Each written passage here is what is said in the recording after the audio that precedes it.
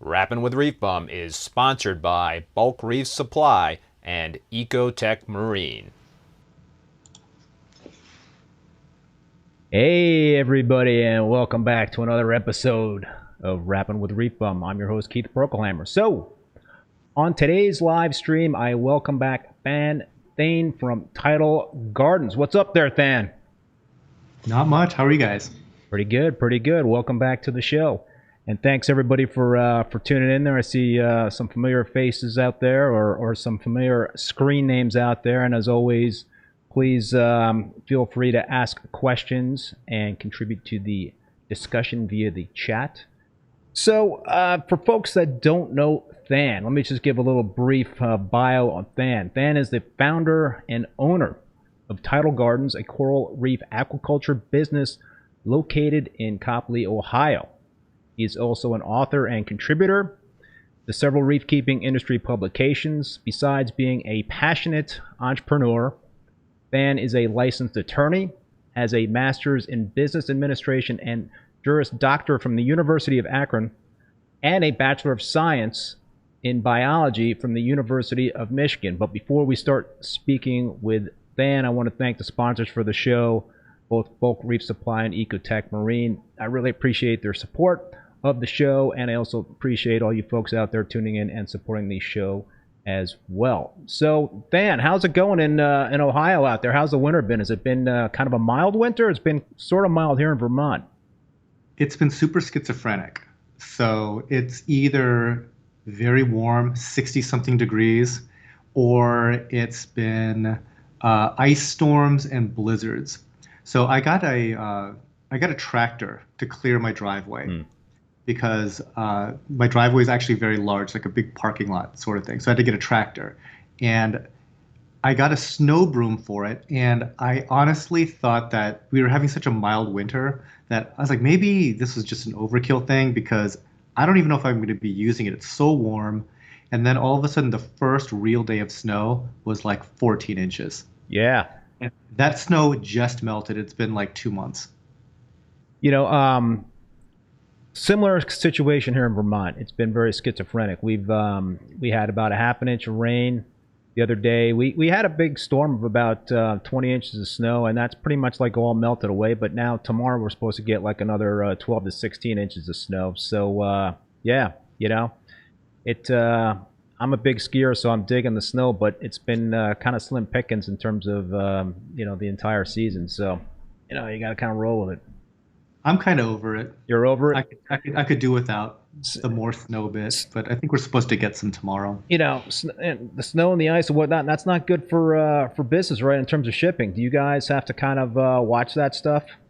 Yeah, so we have to look at what we're seeing right here to make sure that the planes can get out of Cleveland. We also have to like make sure that the UPS hub is clear, and then we have to like look at where the customer is as well. So when like the weather gets really bad, our shipping schedule has to compress sometimes down into like a 2 to 3 day window only during the week, and that can get really congested. So like a bad day would be like having to squeeze in like 50 boxes to go out. That would be very stressful. But yeah, sometimes you have to hit these windows when they come. All right, so we've got some familiar folks out there. I see Wade Riles, Reef Builders. Jake Adams is in the house watching. It's up there, Jake. YouTube Reefer, Reef to Sea Forever. Rob, upstate New York. Thanks again for tuning in. Yeah, weather. It's so. Do you guys use UPS or FedEx, or do you use both? We use UPS right now. We've used both in at different times, but right now we're getting probably the best results from UPS. Yeah, I've had some dicey experiences with FedEx, so I think UPS, knock on wood, has definitely been more reliable. But what do you see in terms of the last 6 to 12 months in terms of shipping? With everything that's been going on with COVID and the shipping companies just really being jamming and fuel prices and pilots being potentially out sick because of COVID. Have you noticed anything the last 6 to 12 months? I have to say that like even though I don't think that any of the carriers are perfect, Yeah. UPS has done a really good job of kind of like isolating a lot of the problems and kind of containing it. So, because I don't import, but I know that I do talk to folks that do import, and they are struggling to find flights. Hmm. So sometimes, like what used to be a delay would be a couple hour delay. They would have to move their stuff to a different flight that same day. But now a delay might mean 72 hours. Hmm. Like their cargo is getting bumped for days now, and they really have to fight with all the carriers to make sure that they can get their stuff on any flight. So the import guys, I think, are seeing a lot more distress than I am. But where I see it is the cost of shipping is so shockingly high, Yes, it is. and and we keep our pricing fairly like consistent. So we kind of like shield that drama from like the end customer, because the end customer doesn't really care. So we charge like a flat rate, like 29.99, and it's free over 250, right? But if you guys actually saw our shipping bills, it's soul crushing. It's killing me. I'll tell you that much. And that's just the shipping cost. Then you've got the boxes that you got to pay for, heat packs, Right. the things that you're packaging the corals in. I noticed that when you guys did you just did an updated video on YouTube about your facility, and I saw that you guys are expanding your shipping space, Mhm. and I also noticed that you guys use specimen cups to pack frags. So everything kind of like adds up in terms of that cost, and it's not. Yeah, I'm kind of wondering when that bubble will burst, and hopefully shipping It cost. might It not. might not, It, right? it just might just be like the new normal. Shipping has never been cheap. Like that's another, I guess, misnomer. I think that like early on, I guess when the rates were lower, we were doing lower volume. So I mean, just to throw some numbers out there, like an average box might cost $35 to $50, back in the day. Now that same box might cost 50 to $100, depending Hmm. on where it's going and how big it Yeah. is. So yeah, like so the people that are getting free shipping at $250, like I am subsidizing $100 of that in some cases. Like it's like the yeah, I think that people just don't see, that aspect of like the cost of shipping, but that's the cost of doing business for online livestock. But yeah, like I think my UPS bill for last week, we're just talking the last week, was almost $7,000. Holy smokes, Yeah. $7,000, and wow. So that's So that messes you up when it comes to spend money on anything else because it desensitizes you, so and you're like, oh, that bill's not a big deal because shipping was $7,000. and you're probably getting a big bulk rate out of that too. Oh, we're getting like Godfather tier inside. Like basically, our rates have to be approved by corporate. Like our rep has to take it all the way up the ladder to get it approved. Wow, And still, it's shockingly expensive. that's sick. That is just, Yeah. and it's, you know what, they're going to get higher because gas prices are getting a little higher right now. Yeah, it's also fairly common for price hikes with FedEx and UPS. Like, well, like every other year, every so many years, they'll be like, okay, rates are going up 5%. It's like 5%. Okay, that's great. That's great. Yeah, I mean, and there's really not much you can do. I mean, you got to kind of go with next day air or whatever if you're using UPS. I mean, if you go with that next tier down, so to speak, and try to save a little bit of money and have it there by the end of the day, then I think you're kind of playing around with a little, that's risky in terms of it getting there that day. Yeah, and I think with the cost of corals going up, for example, if I sell a home wrecker, right? Home wrecker frags are, I don't even know what we're charging, 300 something, let's just say. If all of the nickel and diming you've done to try to like cut down $5, $10 per box going out, if one home wrecker frag dies, Yeah. all of that savings that you were trying to like scrape off, it's all gone to recoup the value of that coral. So what we've kind of just done philosophically here, it's like, no, we will overpack to try to minimize like losses like that. So yes, it costs more to ship, but I don't want to hear about DOAs. That's just the worst. Right. So you're talking basically about a package of frags that arrive, and maybe out of 10 you get one or two that just flame out, and you have to cover that cost. Yeah. You mentioned overpacking. What kind of overpacking are you talking about? Just larger boxes, double heat packs. What are some of the best practices that you guys use for shipping? So I guess like nothing really beats a volume of water. Yeah. The least amount of water that we send anything in is 4 ounces, which is like a specimen container, about that big. But if there's room in the box, and if there's a coral that we know appreciates more volume, like Acropora, for example, we will bag that, and that'll get like 8 to 12 ounces instead, and that really helps with survivability. But the weight that increase that manifests big time. Yeah. After a while. And if you're bagging several corals into that box, yeah, it's going to cost you. But at the same time, once again, it's like I don't want to hear about Walt Disney's and homewreckers dying. It's like pack extra if you need to. Also with heat packs, yes, more heat packs is good, and more space in the box for air helps.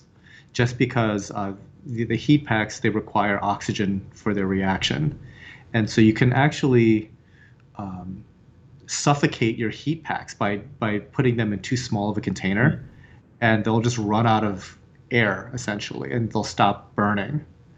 So like, yeah, unfortunately for your shipping bill, bigger boxes, more water volume, more heat packs all help. Yeah. Thicker boxes can help, but it's a little less great than it might seem.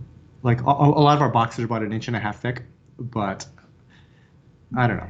Do you try to steer customers in the direction of having a package held for pickup at a UPS customer center? Because I try to do that, because that way it's saving the coral one less leg of the journey. It's not going to have to get back onto a delivery truck and then bounce around from whatever hub it flies into to the through the neighborhood. It could go to that customer center, and you know, most of the time it's going to be available there sooner for pickup versus making it out to the actual customer's house.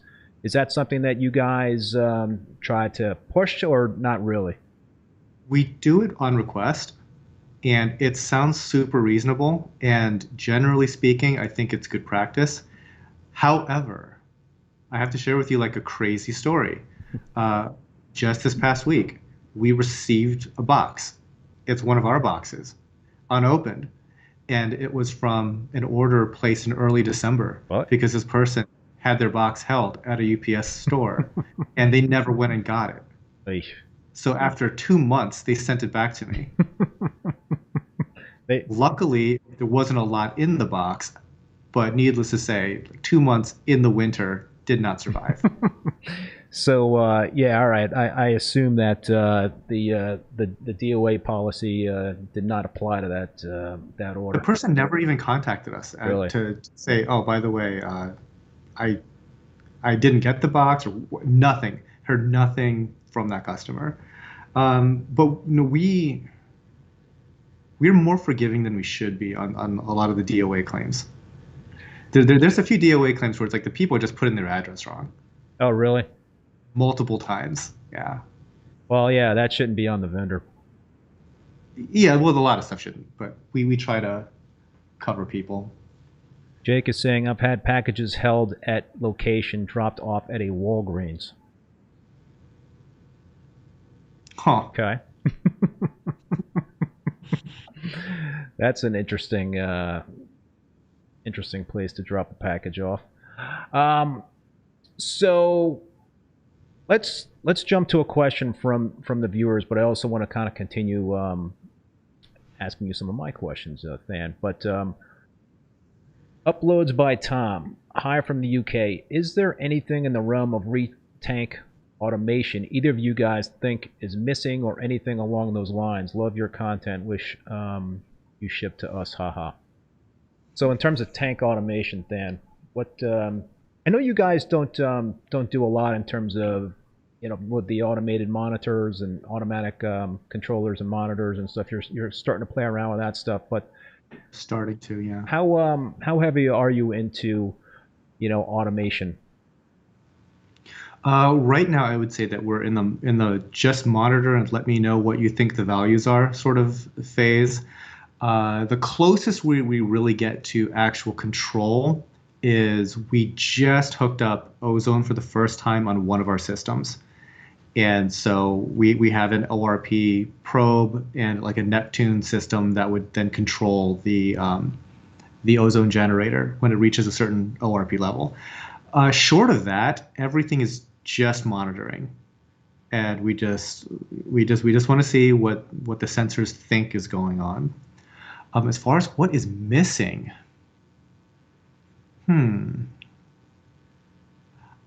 I mean, I don't think that it exists, or maybe I just don't know of the product, but maybe like knowing phosphate and nitrate levels on a daily basis might be nice. Yeah, I mean the I think the Trident measures nitrate. I know the Ion Director. Trident does? Does it? There. No, that one. Well, the one that we have only does calcium, alkalinity, magnesium. All right. So I know there's another one out there that does nitrate.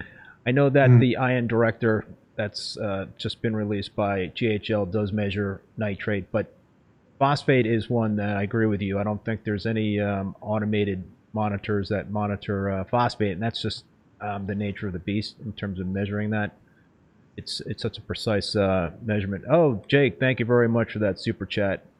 Would love to hear some calcium reactor discussion, please. We could do that. We could do that. But yeah, no, I agree with you. It would be great to have the automated phosphate monitoring, but I think that's going to be a real tough nut to crack, from what I understand. Yeah, right now we're just testing for it with Sailor tests. One of our guys is just very particular when it came to nitrate and phosphate, because historically we haven't been. Like I could not care less. But he credits a lot of beneficial core coloration to kind of like specific levels, whereas like philosophically, I'm more about keep your levels steady, even no matter what they are. Keep them exactly there, and you will have plenty of success. But I can't really argue with the results. Like our SPS right now are looking really good. Yeah. And it's because I think that he really tried to dial in about 20 parts per million nitrate and about 0.05 phosphate and try to keep it rock solid there. So, I mean, the results are there, so I'm not going to, argue too much about it just for the sake of arguing.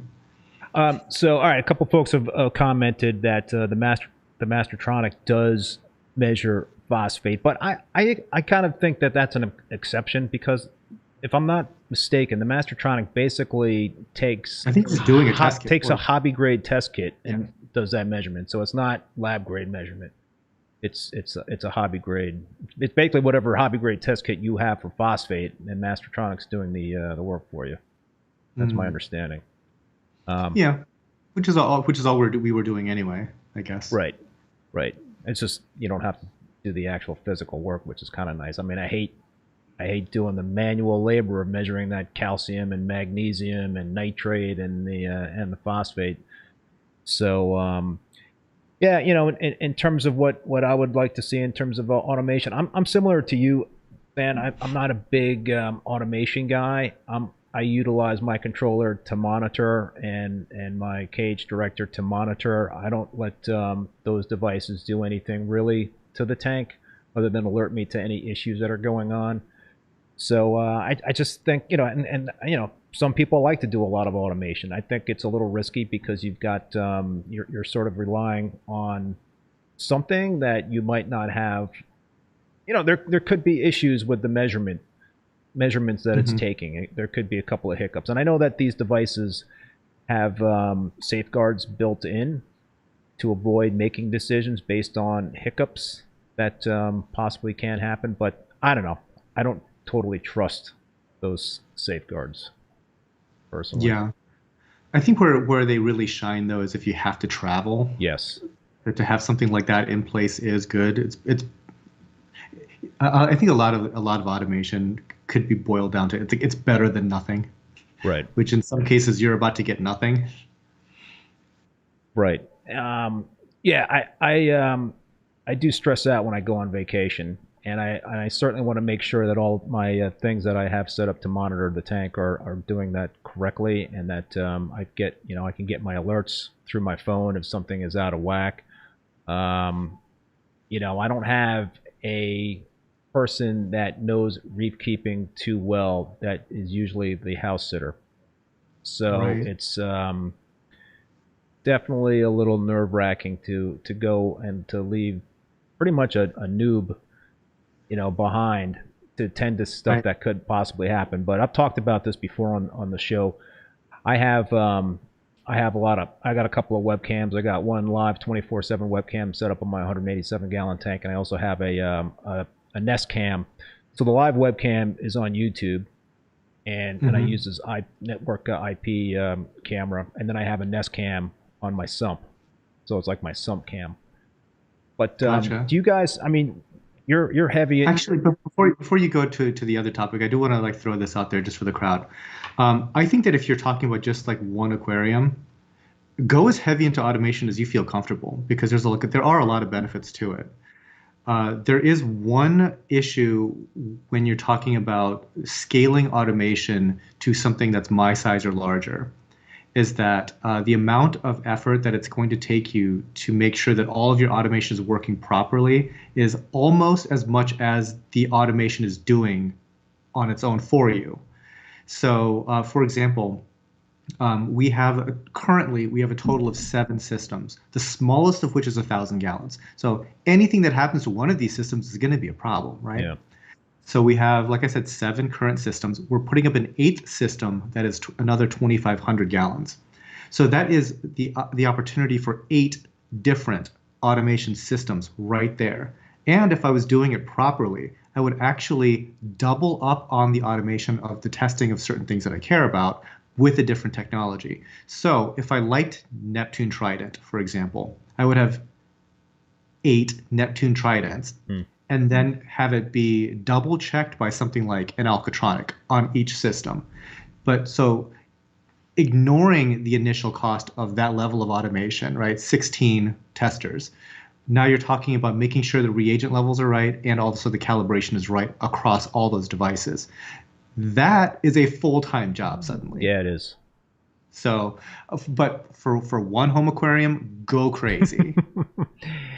But at scale, it's like, I don't know. Yeah, commercial scale. How do you do that? I mean, you're not even like talking about maintenance of the peristaltic pumps. You know, I mean, that's I do maintenance on my peristaltic pumps every like 3-4 weeks, just to make sure that the pump heads are clean. Mm-hmm. And if you get equipment malfunctions and stuff, then so the more stuff you have, yeah, the more work it is. But yeah, right. And because if it's reading out of spec, then all of a sudden all that data that you're collecting is useless. You can't trust it, so it has to be maintained. Yeah, that can be really challenging, for sure. And the other good thing about what you guys have going on there is that you always have somebody eyes on the systems. So if you do have an issue, then observation is always the best way to kind of pinpoint if there's any trouble going on. Right, definitely. Yeah, but currently we do have like some controllers that are like brand new in box that we just haven't been able to install because we just know that our mental bandwidth isn't such that we could put this thing together, make it work properly, and keep it working properly. It's like, nope, not right now. So it sits there on the shelf. So I mentioned live webcam. Have you guys ever thought about putting a live webcam on maybe like the SPS show tank or something, or the facility, so the whole world can watch you guys 24/7? No. You don't want that? You're probably going to see like a hostile work environment type stuff. No, it's well, okay, a long time ago we did have like a webcam on one of the tanks, and it eventually just ended up in the water. Oh no. They just never did it again. Well, they do make one of these submersible webcams, so you could just kind of like have it in the in tank. But I can only imagine that would be a major hassle to maintain. It's better than showcasing a hostile work environment, I suppose. Just to have an in-tank webcam. So, all right, Jake wants to talk about calcium reactors. You guys probably have a few of those in your facility. I'm assuming that you're using calcium reactors on all your 7 different systems. Yep. Right now we have calcium reactors on every single one. Like currently we're using geos. Yeah, when it comes to calcium reactor design, I just look for like the ones that are the easiest to maintain and the ones that come apart the most, so you can actually get in there and clean all the different parts. What do you guys what do you feel about a dual chamber reactor versus a single chamber reactor? I've got both on my I've got 2 different systems.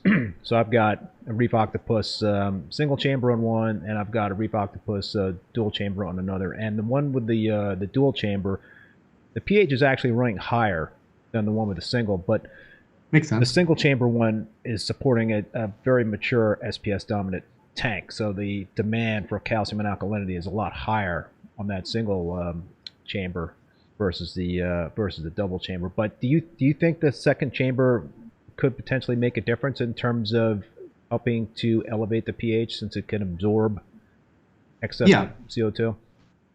Yeah, and I also think it's just another relatively inexpensive way to just to add more media to that entire system. So so for example, in that high demand situation, that second chamber, it's not quite as good as another calcium reactor, but it's close. I mean, it's 70% of one, certainly. Yeah. And the other really nice thing that so backing up just a little bit, we were using ARM, Aragonite reactor media, and we didn't realize that it was so high in magnesium. It's written on the retail packaging, but we buy the bulk packaging, which has no labeling. So it turns out, and we were getting sky high magnesium, like off the charts, like over 1,500, over 1,700, who knows?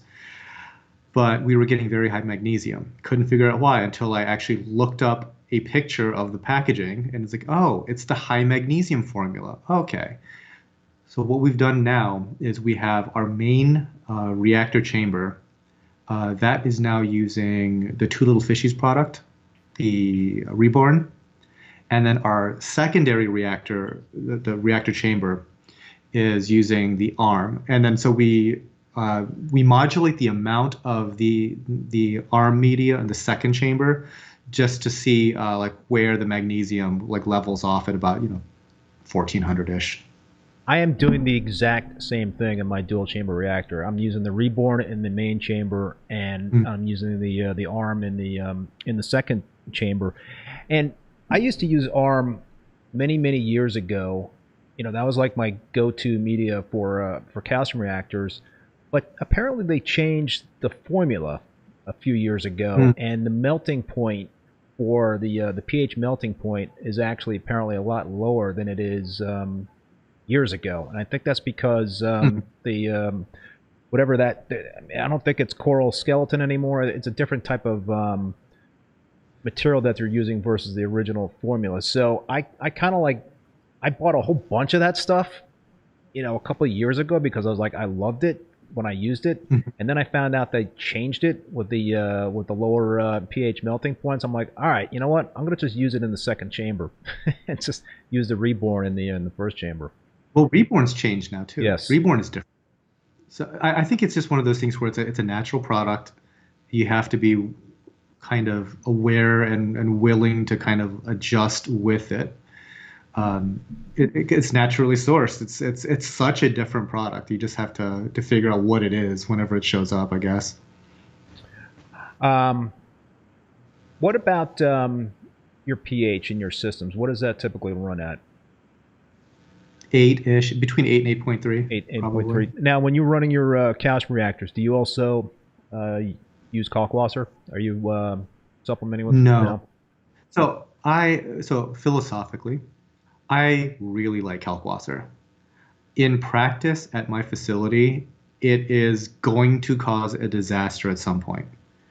It's just one of those things that it is just not process friendly for a staff.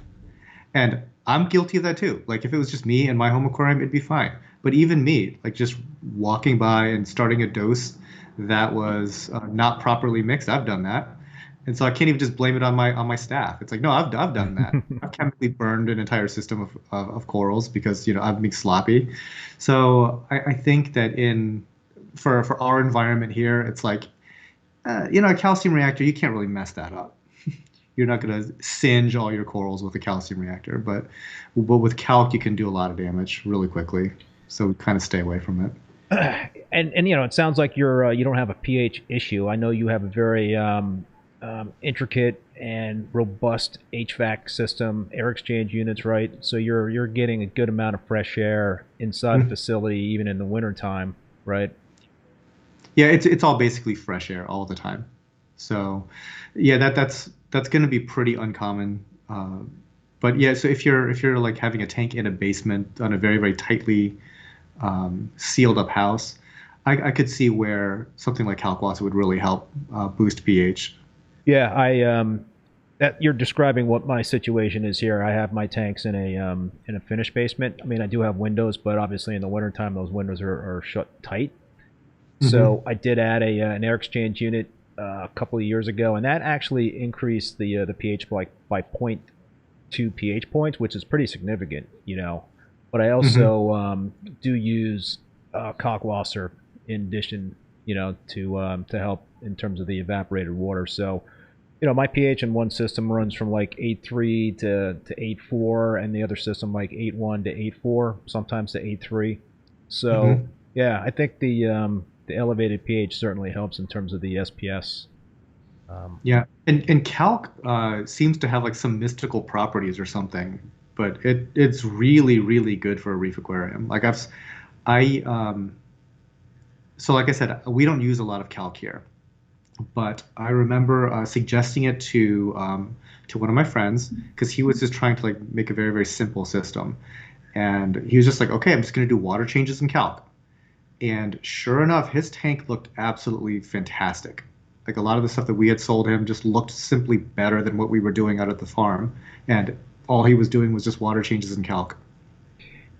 Yeah, I agree with you. I think that it seems to be like making a comeback, Kalkwasser. It used to be, years and years ago, it was something a lot of people, have done and did. And now, I've had Chris Meckley on a couple of times, and he's kind of perfected the Kalkwasser method.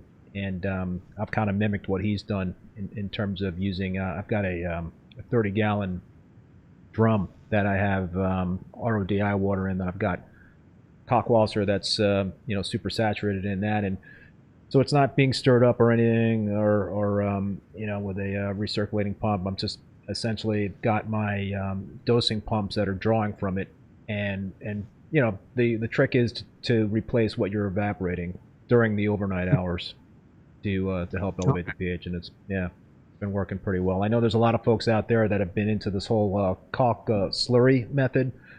No, I'm good on. Yeah, that whole thing scares me, but the folks that are doing it are saying that it's perfectly safe and no long-term effects in terms of the damage to the aquarium. But I don't know. I have to look more into that to make my own judgment in terms of whether or not that's something I would ever want to do, but I doubt it. Yeah, that sounds a little scary for me. Melanie Simpson, many thanks for that super chat. Great stream, Keith. I appreciate that. So, Than, you mentioned ozone. And speaking of some scary stuff, ozone is sort of scary if you have a, I don't want to say an accident, but if something happens with it, it could be, it could not be a good thing to be exposed to, right, ozone? I've heard I asked a lot of questions to not just like the manufacturers of the ozone generator device, but one of the I guess I don't know if it's a plumbing company. I'll call them a filtration company because they were the ones that did our RO system, and they do like municipal wastewater treatment plants and the whole gamut. And so they're very knowledgeable about ozone as well. And so I was asking them all kinds of questions. I think that the human risk of ozone is vanishingly small. It has like for lack of a better word, like a half-life of about 20 minutes. And for you to actually get lung damage of any kind, because supposedly ozone, if you breathe it in, it reacts with your lung tissue and might damage your lungs. Because ozone is highly, highly reactive. It really wants to interact and break down organics. So the other thing that I heard is that ozone is heavy because it's being O3. And so it wants to dive towards the floor. So especially in my facility, the lower floor is 10,000 square feet. This little ozone generator is never going to pump out so much ozone that it's going to like fill this entire place to the point where people are going to be having problems with breathing. So I guess like my fear of like the risk to humans and everything like that is basically zero. I was more worried about it doing something crazy in the tank though, just because I wasn't really sure how all that interaction goes. And we've only been using it for about a week now, and we haven't even got the ORP to where it's really supposed to be that effective, but it's climbing there slowly. We're being super conservative about that. Nothing good happens in reef keeping quickly, right? Nope. Yeah. So why use ozone after all these years? What's the hope? I really want to try to get that ultra clear water look. Our tanks in the new building, they're very clean looking, but if we like hook up activated carbon, we can tell. I mean, it's abundantly clear that just regular old activated carbon does so much to polish up that water, and it looks like it's even like removing the particulates in the water. Like it does such a good job, and I think that on larger systems at scale, ozone does something similar and possibly even more effectively than carbon. And so I'm really doing it for that aesthetic. And I guess a side benefit is I guess it completely removes the odor from the water. And I don't think that I have a problem with the odor, but I'm always kind of curious to see, like, well, I wonder what that's like. And if it happens to remove the odor too, great. Well, if I could remove the odor from the skimmer, that would be awesome. Well, since you're pumping it into the skimmer, it kind of Oh, does does. it? Gotcha. Yeah. So that's you want to put ozone into something that's going to be sucking air in. Right. So usually that's the air intake of a protein skimmer. So would you be running? Are you guys running activated carbon still in addition to the ozone, or have you taken that offline? We only run activated carbon when we're doing something else that might be a little bit funky. Like if we start to like dip a whole bunch of corals and we want to make sure that the residue from the dip gets like sucked away. So we'll run like a new batch of carbon in a reactor, things like that. But we haven't been running activated carbon like 24/7 for a while. What about UV? Do you guys run UVs on your systems? We do, but they're small units, relatively speaking. They're the 80-watt Pentair units. And I think that for systems our size, they really should be like double or triple that size. But I do notice a difference just with our undersized UV units. We run water through the UV and then into our protein skimmer. The other thing that the guys at Ozotech told me is that if you really want to get rid of ozone, you would put carbon at the top of your calcium reactor on top of your protein skimmer, because a lot of that gassing off stuff will go through the activated carbon and almost immediately be eliminated. But on the discharge end of your protein skimmer, if you run UV on that, UV turbocharges whatever ozone is left and makes it hyperreactive, and then nothing is going to be coming out on the other side of that UV. Gotcha. So that's kind of like a little safeguard. Yeah. So in our case, we don't really take advantage of that because we're going to the UV before the protein skimmer. But if you're able to run it on the output, that'll turbocharge your UV performance. Folks, if you want to ask Than some questions, feel free to do so in the chat. I know there's been a couple that have been popping up. Than, one question was, when are you guys going to open up to the public? That's like the $1 million question, isn't it? It's not looking great, y'all. It's not looking great. So part of it, I mean, so it's a multi-tiered thing. It's not just COVID. Okay, it's not just COVID. It's more complicated than that. It's more complicated than that. So at any given time, the place might be a straight up construction zone, and it's just simply not something that I want to put people at risk in.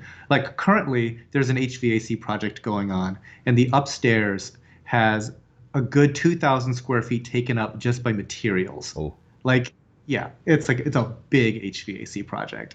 And so, yeah, like that sort of stuff just happens. And it's been an ongoing thing for like 2-3 years. The whole place is a work in progress. Like there's a lot of stuff that you can roll your ankle on, you know? So yeah, like business minded cap here. It's like, I don't want to call my insurance company because you rolled your ankle sort of thing. Number 2, probably COVID. Number 3 is that our staffing is low, but it's good for what we do currently. And I think that if we had somebody that I could just be like, okay, you are in charge of all the local appointments, because we do everything by appointment. We just don't have walk-in. You're in charge of all the appointment keeping. You do all the customer, like front-facing interaction and stuff like that. Blah, blah, blah. That would be wonderful. But we do not have that person. So unless like the perfect person literally falls into my lap, that is just like front of house superstar, it might be a little while before we open back up to the public. Gotcha. It makes a lot of sense.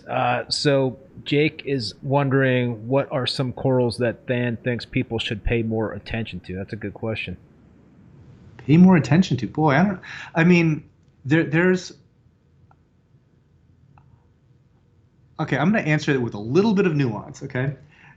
At any given time, there's going to be a hot coral that gets attention, whereas before it never did. So I don't know how long you've been in the hobby. Probably 15 years, maybe? Yeah. Almost 30 years. Almost 30 years, Yeah. okay. So in the last 5 to 10 years, were the only time that anybody cared about mushrooms. Like, like 20 years ago, mushrooms are free. Like Yeah. nobody cared about mushrooms. Now you can't find any mushroom for like under $30, like wholesale sometimes. Like discosoma, right? The most like back in the day, trash tier mushrooms were a total laughter. You could get an entire rock for $10. Now every single one is being sold individually at the wholesale level practically. So stuff like that always just will bubble up and become interesting out of nowhere. Uh, I remember at different times, Acropora would go through its hot phase, and it would either be $1,000 a frag, or it would be some insignificant fuzzy stick sort of thing in the mind of the hobbyist. For the longest time, Goniopora couldn't be kept alive. That should be Yes. banned. Blah blah blah. And now it's like the hot LPS to farm at scale, and it's like the thing. So I think that every coral will get its time. I would say that ones that are being neglected right now entirely, that are just not on anybody's mind. I would have to probably say like leathers are probably taking the brunt of that right now. Like I think that most people are not really into big toadstools and things like that. I loved when I first started keeping a reef tank. I had some toadstools in my tank, and man, those things are awesome.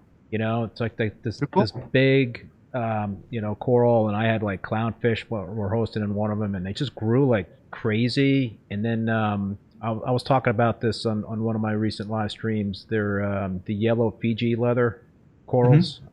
Just so awesome. I mean, what a splash of color. How often do you see like a yellow coral like that? I mean, it's Yeah, just, bright canary yellow. yeah, fantastic. But I think also just kind of some of the old school corals that are beautiful, beautiful corals that just don't get a lot of the buzz these days in the business. There's a lot of stuff going on in terms of marketing hype, and in terms of, we're talking about this before the live stream, in terms of the prices for some of these frags. But there's just so many hidden gems that you could find out there that maybe 15, 20 years ago were the pricier corals out there, but now you can pick up stuff for like, like the Milka Stylo. I know Jake's a big fan of the Milka Stylo, and just some Monteporas. Like cupping Monteporas are so cool, and you could pick some of those up at a local fish store for like maybe 10, $15 or something, without a fancy name attached to it. This kind of like leads me into a topic that I was planning on talking to you a little later on in the show, but maybe it's got some relevancy now. I'll ask. We'll kind of get into it now. So you are very well known. I mean, you do an awesome job in terms of the cinematography, the videography, and your YouTube channel, and obviously it's a passion that you've developed, and you're really, really, really good at it. What Thanks. and you guys do such a great job in terms of representing what your corals actually look like in person.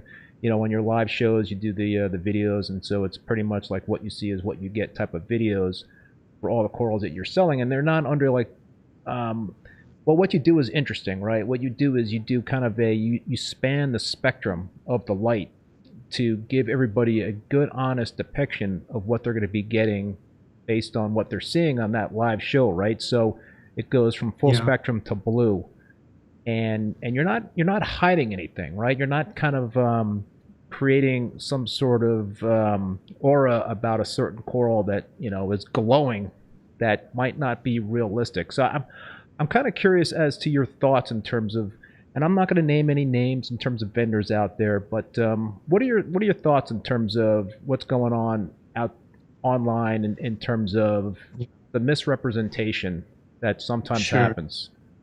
So this is at its core is an aesthetic hobby, and something that is shot more beautifully will sell better.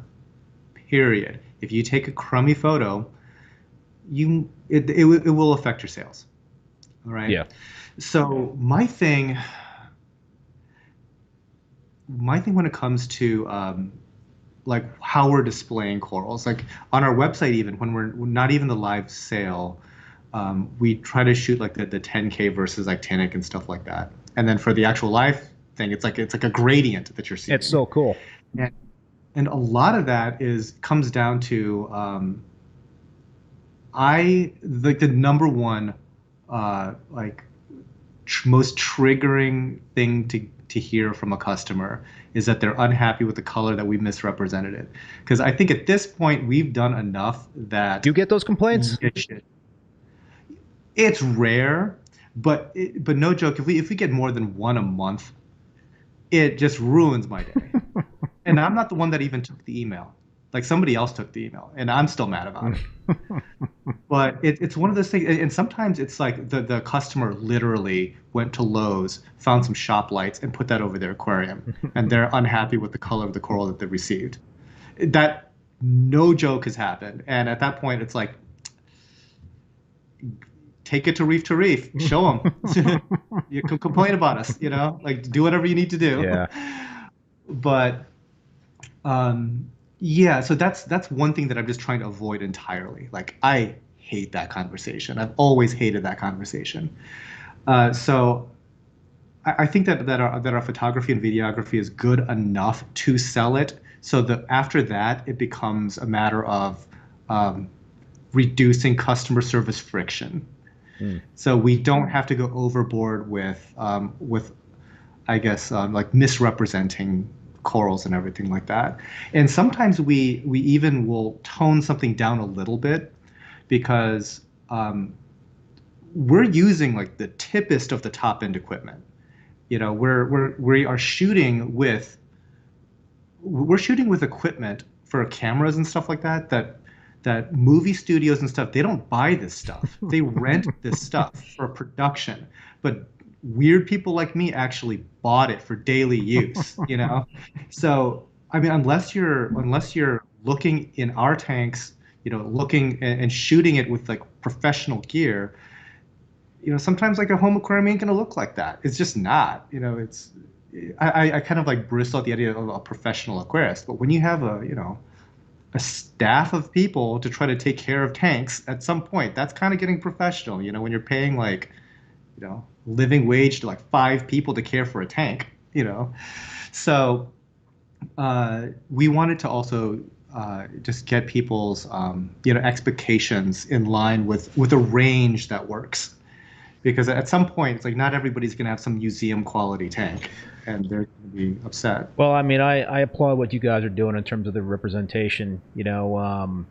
I think there's a couple of comments here about how true to the reality that you guys are shooting in terms of those videos and the pictures and all that stuff. So it's refreshing, and I think it's a listen, I'm not saying that every online vendor out there is misrepresenting stuff, but it's an issue. It's a problem that we all have to deal with, and listen, you're right. You've invested a lot of money in some really, really high-end camera equipment that will allow you to, take more realistic videos and photos of the corals that you guys are selling. So, you made that major investment, and I think that's something that, even though other vendors out there probably could afford to make a little bit more investment on that end, the question is, like you said, pictures sell. So will that happen in terms of being more realistic versus not?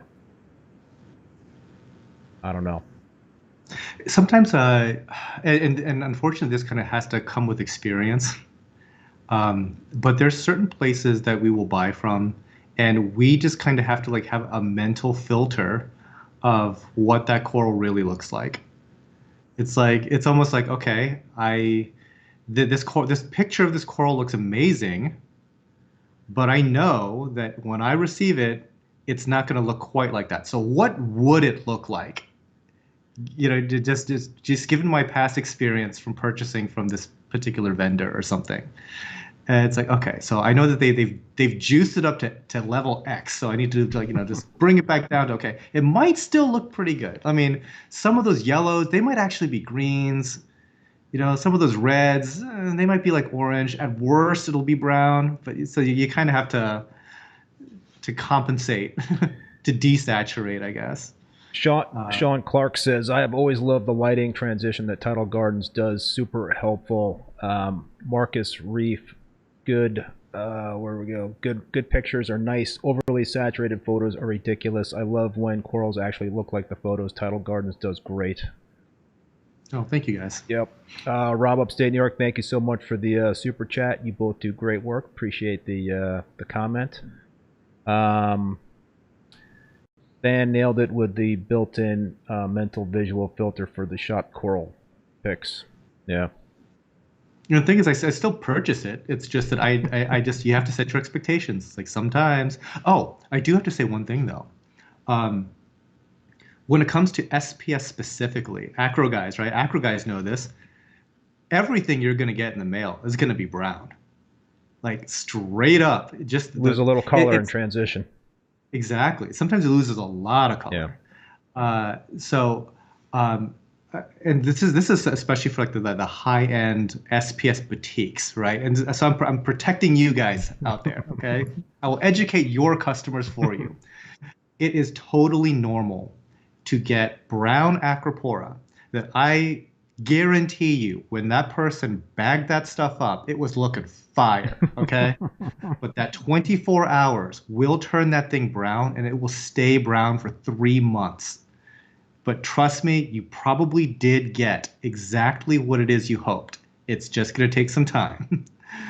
Well said. Stories Reef, thank you so much for the super chat. Than, when shooting corals that close up, imperfections can easily show up, so I commend you guys for doing that. Top-notch show, Keith. Thank you very much, Rashid there. Stories Reef. Just looking at some more of the comments. So, you know, and that's the thing about acropora SPS. I find that they're so resilient. So even if you do get, you know, some that come in get browned out or lighten up in terms of their color, if you've got a healthy system and a healthy tank, they will rebound and they will return to their original glory if they have the right conditions to do so. They're just very, very resilient. That's good. No, because I'm just thinking like, there's definitely some acropora that can get kind of finicky. Oh yeah, for sure. The smooth skin. So I mean, I guess I've heard your perspective though before, where they say, you know what, acropora is actually easy. It's like, is it though? I mean, we've been doing it for like over 30 years. It's like, it's going to be easy for us. Oh. But I think that like somebody just off the street, they're going to do something. They're going to do a small mistake that you and I would never do, never think to do. And that's going to cost them all their acros. All right, so that tees it up to the good question here, Than. For the acropora folks out there, what would you say would be your top 3 most important things to have success with SPS? Oh, okay. It's going to sound like a broken record, but the number one thing for me would be the stability of the tank parameters for a long period of time. Yes. So like the more mature tank with the most stable chemistry, that's a very, very, very good baseline to start with. Lighting matters a lot, especially with some of these higher end acros. For example, like we've kind of talked about home wreckers and Walt Disney's and stuff like that. To get that very specific coloration, that will require very specific lights. And if you're just not at that light tier, you're not going to get those results. And I think lastly, it's kind of a tie between really good flow, which is obviously important, but boring. I would say feeding. We started feeding amino acids again once we set our baseline, once we're happy with everything, and now we're pumping food into them. The polyp extension that we're getting looks ridiculous. Oh, really? Ridiculous. So we spent a small fortune on amino acids, and it's worth it. Those results are just like, it's the nice thing about setting that baseline and maintaining that for a long enough time is that once you start tweaking, these things become super obvious to you if there is a change. And after we had set the baseline and we started into the amino acids, the difference took less than 72 hours before we started to see big differences. What are you guys using for aminos? So currently we are using aquavitro fuel, but we just got a sampler of another product. So we will see how that goes. Yeah. Sorry. No, go ahead. Finish your thought. Oh, no, I'm done. I'm good. I've never really had much luck with aminos. I've dabbled here or there. I've not used them for an extended period of time, and when I've used them, I've gotten like cyano, or I've just not seen any results. Okay. So, I'm just a big proponent of feeding my fish a lot and letting the fish poop, do its thing. Okay. But, listen, that's not to say that that's the only way to skin this cat. So I think there's a lot of... Which product did you use? Do you remember? I'm not going to mention that product. Okay, it's like, which one caused cyano? No. Because probably that person was a guest on the show at one point in time, so I'm not going to burn that bridge. So cyano is a weird thing, because you can be doing everything right and get cyano. You could be doing everything wrong and not get cyano. It's one of those things. I'm kind of mystified by it sometimes. Yeah, me too. So you mentioned in one of your videos, you just kind of triggered a question to me here. You mentioned in one of your videos that there's a lot of problematic algae, different types of problematic algae. Those are easy problems to solve. I think those were, for the most part, what you were saying is that, cyano or dinos or other types of problematic algae are easy problems to solve. How do you guys solve those problems in terms of making it easy? Do you believe in good old hard elbow grease? Do you use chemicals every now and then? What are your... I think at different times we've done it all. I would say that the absolute most effective thing is to have like an effective group of herbivores that do the herbivorous action differently from one another. And as long as there is like you maintain that positive pressure on the algae growth, over time it just goes away on its own. Eventually, then it gets overtaken by stuff that's not particularly appealing to those herbivores, like coralline algae. Yeah. And so now it's getting suffocated by a direct competitor. But in order sometimes for those herbivores to be able to get a foothold, that's where the elbow grease comes in. If you're relying on your elbow grease to maintain the problem entirely, you're going to fail. It's not going to work out that well for you. But it's a great way to kind of give a blank palette upon which these things can then get a foothold. Because a lot of like the herbivores and stuff like that, they don't like to eat full-grown trees. They like to eat like, the fresh little offshoots. And so it's up to you to get rid of the trees and then let them kind of graze down the new growth as much as possible. But yeah, by all means, like let your organisms do all the real work. I've also found that if you can manage detritus, siphon it out, blow it off the rocks and whatnot on a regular basis, that goes a long way in terms of solving a lot of issues. Oh, for sure. For sure. And I came up with a little hack. There, and I wish I could have throw the Amazon affiliate link in here, but it's it's a powered like air duster for like a keyboard. Okay. So it serves two great purposes. One, it gives you an air duster right by all your lights that you're never blowing off anyway, so you can blow off your lights, right? But it came with this one attachment. It's a 3/4 inch brush. So it's kind of like, you're supposed to brush your keyboard with it while it blows air, right? But it's the perfect size for a 3/4 inch flexible hose.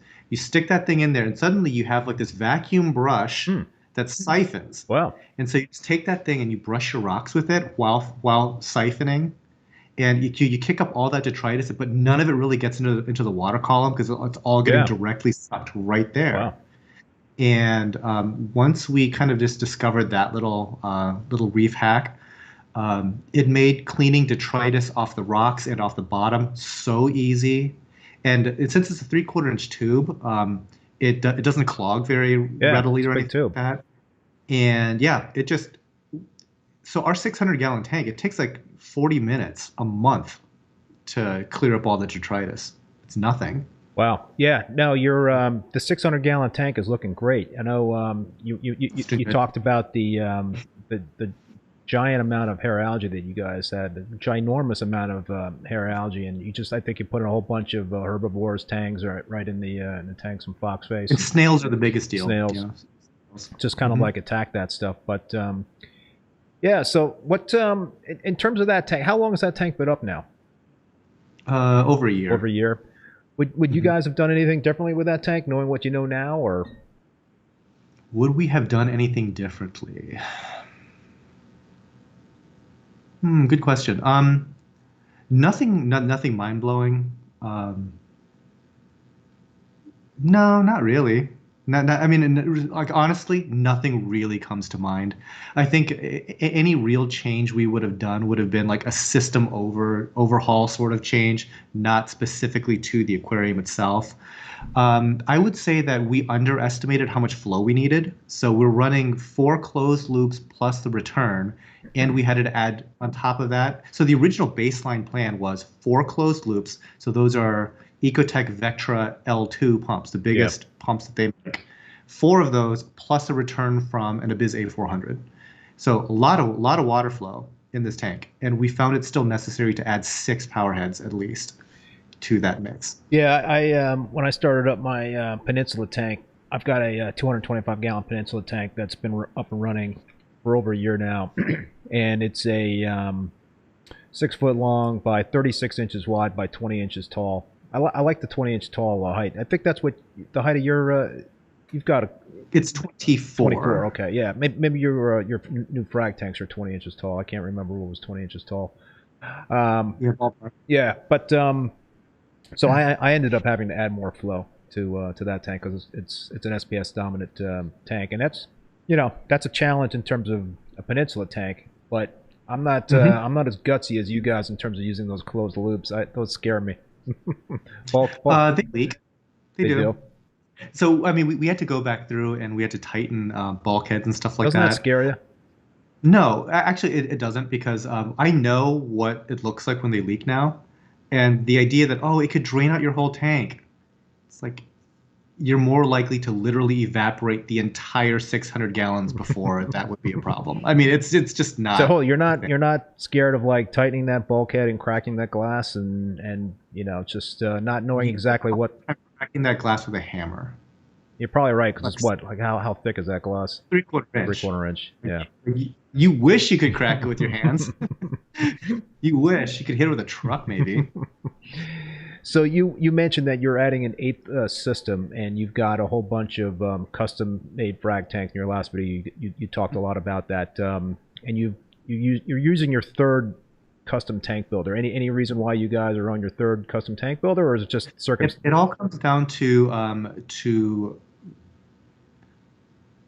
it's like price and time frame and this and that. Like, so a lot of it just comes down to because every tank builder, by the way, their calendar is full for a really long time. I think our first tank builder, I mean, it took us like 18 months or something like that to get to.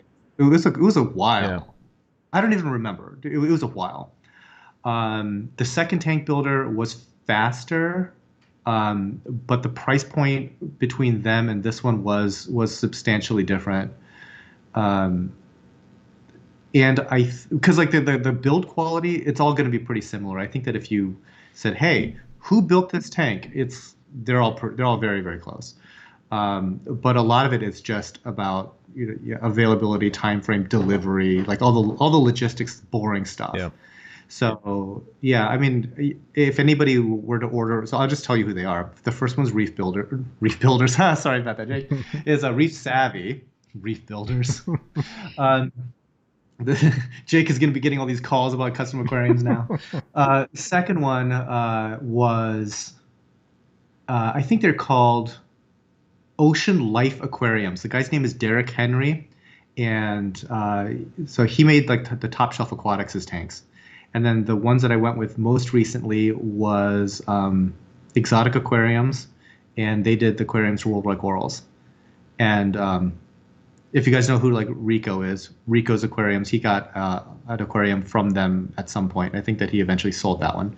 But Yeah, so that's Karen and Bob at Exotic Aquariums. And so yeah, if anybody like wants a custom aquarium, any of those people will do like a great job. What advice do you have for somebody that's looking into getting a custom aquarium? Any things that folks should be keeping top of mind when ordering a custom aquarium? Any features that you like more than others? Features that I like. I I would say that the really nice thing about custom aquariums is that you can specify like the size of drains and things like Yeah. that. So these custom aquariums spoiled me, man. Because when I started to buy some just off-the-shelf aquariums just to like do like a fish quarantine and stuff, I was like, oh, that's what everybody else does. Okay, all right. I understand how glass tanks break Mm. now, that sort of thing. Like these things spoiled the heck out of me. Uh, and then when I got into like some like off the shelf, premium quality tanks, it's like even then it's like, boy, I there's a big difference between custom and this even. Like top dollar off the shelf stuff. And a lot of it comes down to like your choice of plumbing fittings and stuff like that. I like to have at least inch and a half drains. I like big, thick Euro bracing. I like vertical seams and inner seams on all the major contact points. Like stuff like just overbuild the heck out of it. So one of the stores in town, they do a lot of acrylic fabrication, and he's always talking about how acrylic is superior to glass. He doesn't say that, but he does. And he's always talking about how like glass tanks, it's not a matter of if they will fail, it is when they will fail. It is because it is just silicone holding these glass panels back. And I'm like, I agree, but I want that failure point to be after I'm dead. So I'm building these tanks in mind to outlive any catastrophe for the next 30 years. So that's kind of like the sort of stuff I go for. Is like the overbuilt, overcapacity, everything, monster-sized stuff. That's kind of what I like about custom. I agree with you. All my display tanks, my 2 display tanks are custom, but I also have 3 frag tanks that are custom glass tanks. And I just have not been able to find a manufacturer that produces that mass produces aquariums to have the kind of aquarium that I like. And I think one of the things that I like a lot that is only what you can only get with a custom tank. I like to have a wide tank. And you're not going to see a wide tank for the most part with a off-the-shelf tank manufacturers. So it's the dimensions part that I like to play around with in terms of getting to where my happy place. But I also agree with you. I think Euro bracing is a great thing to have. It's so practical. It's so utilitarian. Yes, and some I put stuff on there in terms of when I'm fragging stuff or just scrape or whatever. It's just so easy to have that little thing. And plus, when you have a lot of flow in an SPS tank, it really does help to kind of keep the water in the tank, the Euro bracing. It helps keep fish in. Yes, it does. Yeah. And nowadays, guys, now that fish are like worth their weight in gold, and people are becoming now more appreciative or more aware of like fish disease, because I mean we really are scared of like introducing fish disease to our systems because it's so difficult to get fish now that the worst thing that you could have is this, like, you buy some little random damsel and it transmits something to your entire system and you just lose all your fish that now you can't get back. Like I was looking at somebody's like a big fish wholesaler's product list, and I think they had like a total of 300 fish available, like 300 total fish, not types of fish, like fish, period. And I was like, oh, okay, I see what's happening here. This is a problem. So, because like I'm out here trying to buy copper bands. There's no copper bands on anybody's list, it seems. Really? Yeah. And on top of that, they're very difficult to quarantine and everything. So about a month ago, one of them jumped out of my tank, and it's like, I am so heartbroken right now because I don't know if I can replace you, to get a healthy one in that wouldn't get bullied by my tanks, is established, is eating aptasia, whatever. It's like those things you just can't get anymore. And so I'm big on the keep fish in the tank. Euro bracing helps. Yeah, no, for sure. I also like external overflow boxes. That's a big thing for me too. And you don't see a lot of those with the mass-produced tanks. So Michael Baldwin asked this question a while ago, but it's actually pretty relevant in terms of you just mentioned fish. Than, what happened to the fish quarantine you were doing last year? Are you still doing that? Still doing that. Yeah, I'll be the first to admit it. It's like fish are a problem for me. Like I am not like the fish whisperer out here. Like I have a really, really hard time bringing in really healthy stock and getting it through quarantine. Like it's one of those things where it's like a fish will just die in quarantine. I'm like, why are you dead? I literally just put you into like a. So we kind of go overboard on a lot of stuff. Our fish quarantine is no joke. It's actually pretty good, and still we were losing stuff like here and there. It's so frustrating, and stuff like from what I understand with just like using like a medication like Prozipro, which from everything I've heard is like super mild. It's like we have like maybe like a dozen fish in there. They're doing great after about 3 days, and it's like, okay, it's time to do the Prozipro. As soon as we do it, 3 of them are dead the next morning. It's like, what the heck? And you know, we're over aerating the water and all this stuff. It's like when it comes to fish, I am just not your guy. So it's always, I always get tickled when people say, hey, can you like buy an expensive fish for me and you just quarantine it and I'll just pay whatever. I'm like, no. You're not going to be responsible for that. I'm going to mess it up. I guarantee I'm going to mess it up. What about coral? What kind of quarantine system do you guys have for corals? Yeah, we actually now have we have 3 quarantine tanks, all separated out. And we go through and we break down those tanks periodically to try to like to eliminate anything that might be growing in the pipes or anything like that. But we are getting like a lot more hyper vigilant on treating our old tanks out in the greenhouse, because you know, if you can imagine, those greenhouse tanks have been running continuously for 12 years at least. Long time. And yeah, it's like stuff you think might have been defeated will make a resurgence if given the opportunity.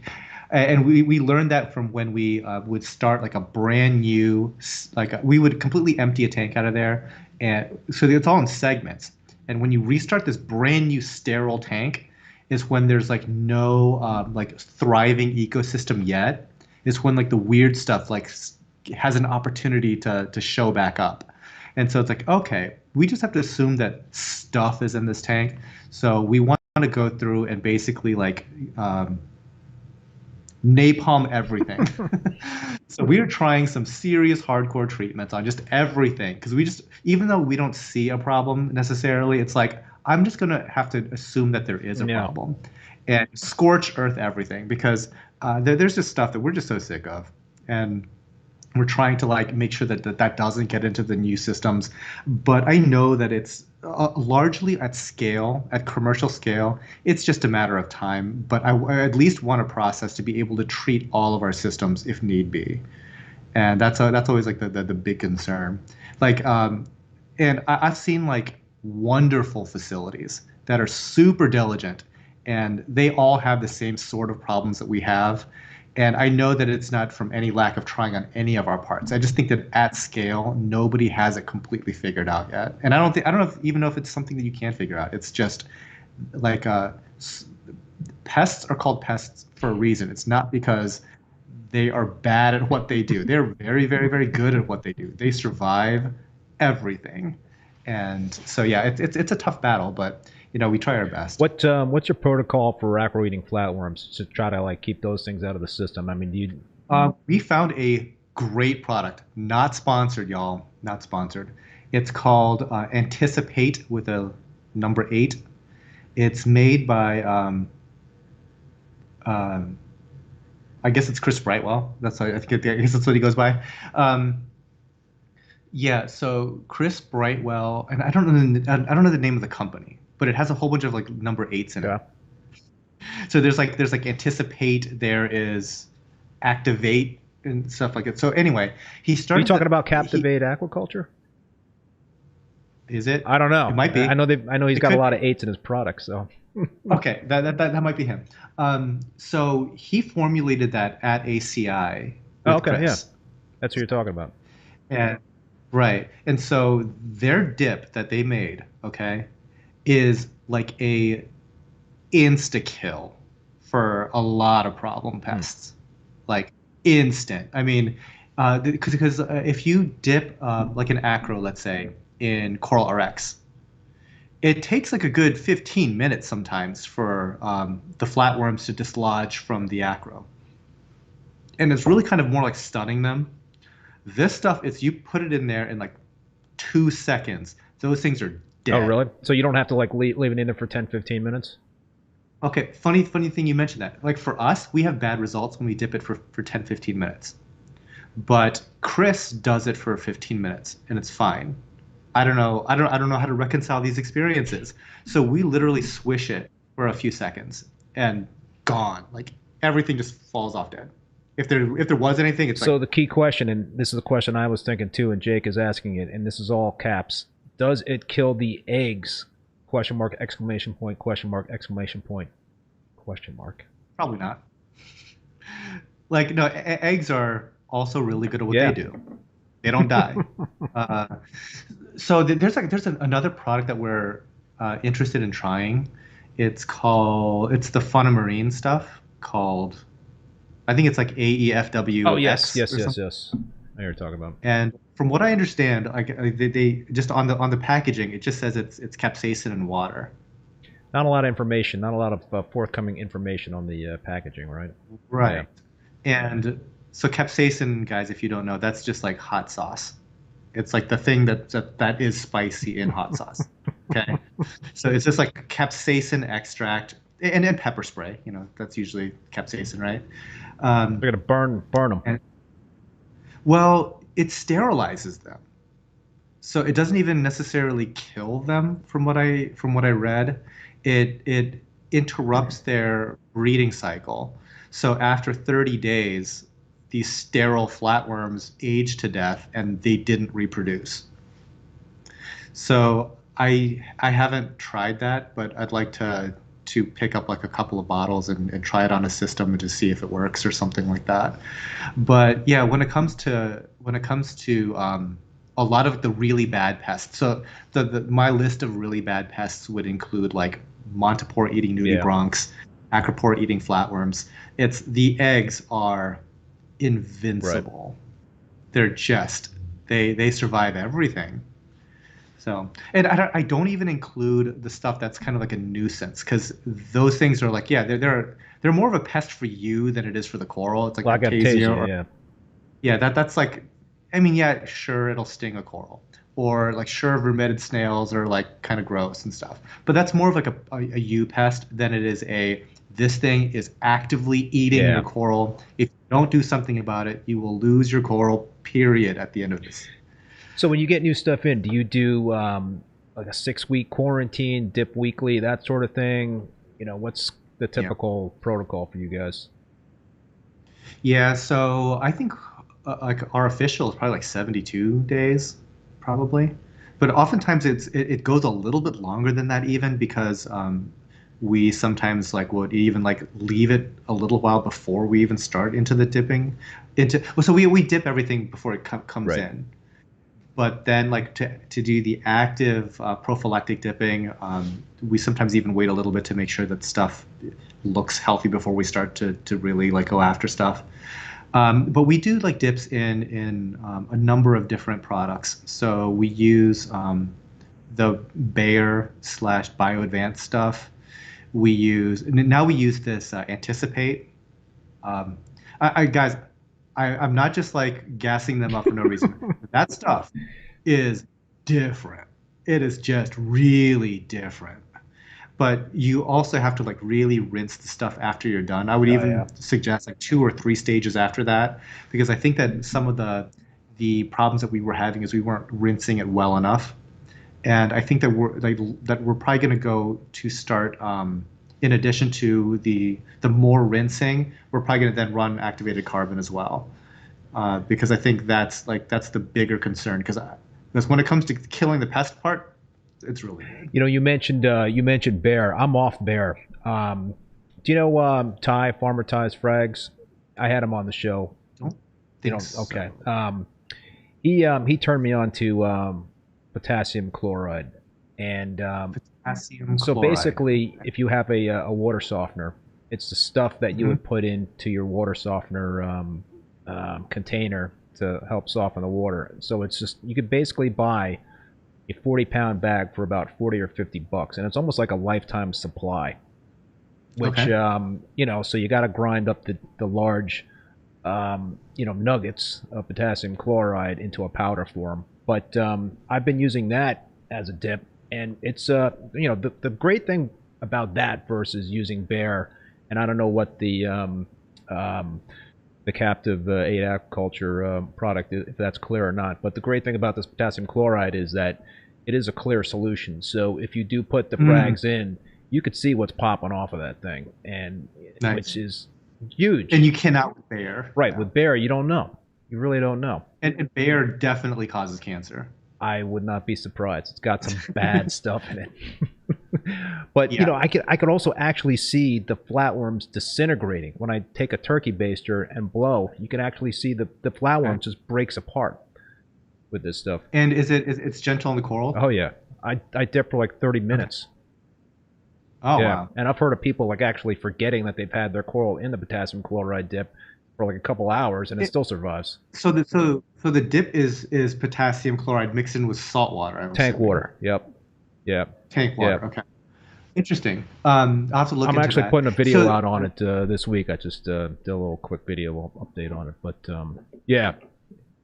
I wonder if it's at all similar to that product by Polyp Lab, their Reef Primer dip, because I know that those are potassium salts that is kind of a key thing going on in there, and I know that like we've had some pretty good success using that product. Yeah, I'm telling you, Than, man. Like, let's look at all these companies getting some free press.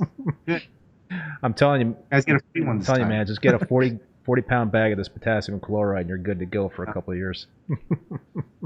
I'll have to give that a try. Yeah, no, it's killer in many ways, and more ways than one. Listen, Than, it's getting on to 8:30 here. I don't want to like monopolize your time. I really appreciate you spending some more time with us. This has been a lot of fun. I know a lot of folks have been enjoying the conversation and have gotten a lot out of it. Any final words there, Than, before we sign off? No, I'm just gonna get ready for my weekend here. I'm gonna be going to Orlando, so if any of you guys are gonna be attending Aquashella, you can come and hang out. We can probably talk more like this stuff, or at least just come and say hi. So yeah, Aquashella. I think Jake is gonna be a speaker there, so Jake will be there. I'm dragging Becca along, cool. So if any of you guys want to meet Becca, you can talk to her. So yeah, it'll be a good time. Yeah, pretty much that's it. And to be completely self-serving, we're having a flash sale this weekend too while I'm away. And so instead of me doing a YouTube show, we're having a flash sale on the website. So if you guys want some cheaper corals, there you go. Hit me up.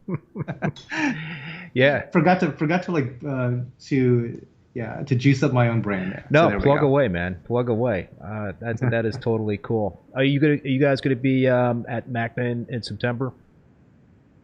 Wait a minute. Is that the Atlanta one or is that a different one? Milwaukee, right? Milwaukee, isn't that in Milwaukee? Okay. Maybe I'm getting confused. I thought there was like a show in Atlanta. So maybe. Yeah. I typically don't plan trips quite that far out, but that might be interesting. Out of curiosity, are there any like companies like close by to there? In Milwaukee, you got Bulk Reef Supply. It's close by. BRS is out BRS is Wisconsin, right? Yep. So they're pretty close by. Yeah, could be exclusive to visit BRS. Yeah, maybe.